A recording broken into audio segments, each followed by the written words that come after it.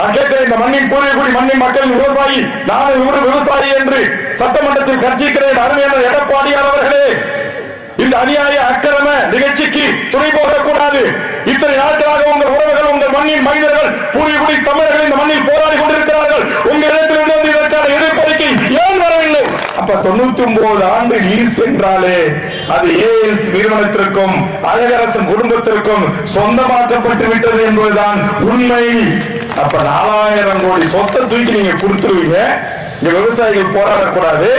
திமுக அதிமுக மக்களுக்கு எந்த பாதிப்பு வந்தாலும் கவலை இல்லை.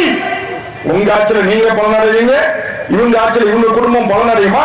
இதற்கு இங்க விவசாயிகளும் பொதுமக்களும் நாங்கள் செத்து மடிய வேண்டுமா என்று என் தாய்மார்களின் கேள்வி நியாயம் இருக்கிறது.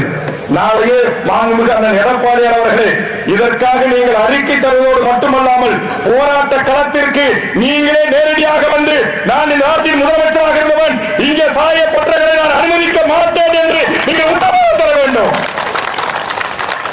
நீங்க கொடுங்க. சட்டமன்ற கூட்டணி கட்சி தான், அவங்க சிலர் தான் நீங்க ஜெயிச்சிருக்க.